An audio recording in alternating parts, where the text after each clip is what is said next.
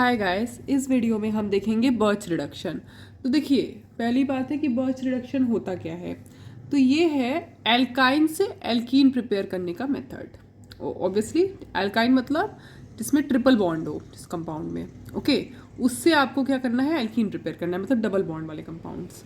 Okay, तो आपको देखिए इसका मैकेनिज्म तो पता होना चाहिए, इसके अलावा आपको रिएजेंट पता होना चाहिए। तो देखिए एल्काइन हमने लिया, एल्काइन में अगर आप डालेंगे सोडियम विथ लिक्विड अमोनिया या लिथियम विथ लिक्विड अमोनिया, तो ये क्या करेगा, आपका जो भी एल्काइन है उसको ये बना देगा, क्या ये बना देगा आपका ट्रांस एल्कीन। आप देख सकते हैं ये हमारा ट्रांस एल्कीन है। अब देखिए आपको इसमें ये बात ध्यान रखना है कि इसको हम बर्च रिडक्शन क्यों कहते हैं।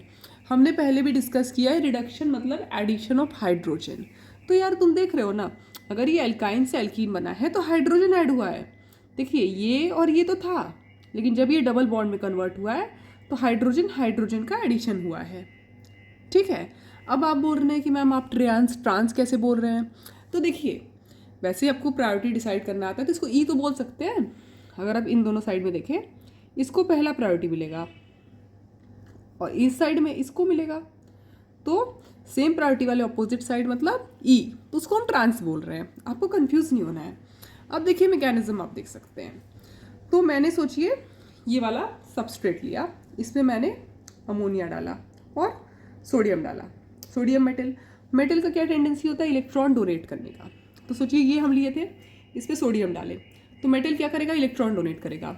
तो सपोज उस मेटल ने इलेक्ट्रॉन यहाँ पे डोनेट किया, अगर सोचिए यहाँ से हम एक इलेक्ट्रॉन इधर डोनेट करवाए तो ये ट्रिपल बॉन्ड का जो एक दो पाई बॉन्ड है, इसमें एक सिग्मा दो पाई है, तो इसका एक पाई बॉन्ड यहाँ मूव करेगा, तो क्या बनेगा CH3CH2, सी पे माइनस चार्ज और डबल बॉन्ड सी पे एक इलेक्ट्रॉन। ये इलेक्ट्रॉन कौन सा है, जो सोडियम ने दिया, यहाँ पे नहीं बनाएंगे सॉरी, ये जिसने जो सोडियम ने दिया, और CH3 NH3Na।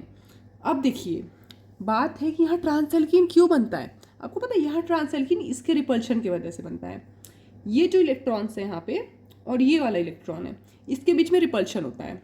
तो इसके चलते क्या होता है ना, ये इलेक्ट्रॉन जिधर है ये उसके ट्रांस में चला जाएगा, रिपल्शन की वजह से ये इलेक्ट्रॉन ट्रांस में हो जाएगा। तो भाई अगर ये इसके अपोजिट चला गया तो बाकी दो जगह खाली है, उसमें मिथाइल और CH3CH2 चला जाएगा।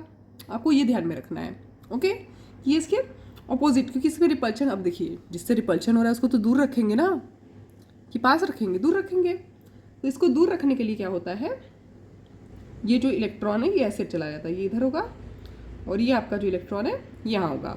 तो ऑब्वियसली इसलिए क्या होता है, ये ट्रांस बनता है, ये CH3CH2 और ये CH3। आगे भी देखिए चीज़ें होंगी। अब अमोनिया क्या है, अमोनिया सोर्स ऑफ प्रोटॉन है। तो भाई अगर यहाँ पे नेगेटिव चार्ज बना है, ये क्यों बना है, आप देखिए जब हम यहाँ पे इलेक्ट्रॉन दिए थे तो ये नेगेटिव चार्ज बना है, तो अमोनिया प्रोटॉन देगा, प्रोटॉन सोर्स है, तो यहाँ पे H लग जाएगा। अब यहाँ पे एक इलेक्ट्रॉन है, भाई सोडियम तो और इलेक्ट्रॉन देगा ना, दूसरा सोडियम का एटम इलेक्ट्रॉन देगा, तो क्या होगा यहाँ पे, तो ऑब्वियसली यार सोडियम इलेक्ट्रॉन देगा। जब सोडियम इलेक्ट्रॉन देगा तो एक और इलेक्ट्रॉन पाके नेगेटिव चार्ज होगा, फिर से अमोनिया है, प्रोटॉन डोनर है, तो ये बना देगा ये। ओके, तो आपको क्या क्या ध्यान में रखना है कि ट्रांस बनेगा, ये आपको ज़रूर ध्यान में रखना है, और रिएजेंट ध्यान में रखना है। फिर कुछ बातें और आपको ध्यान में रखनी है, वो कि आइस, देखिए एल्कीन्स मतलब देखिए आपको ध्यान में क्या रखना है, अगर एल्कीन्स पे देखिए इंपॉर्टेंट कोई बात है, ये एल्कीन है ये, ठीक है, इसमें आइसोलेटेड एल्कीन पे ये काम नहीं करेगा।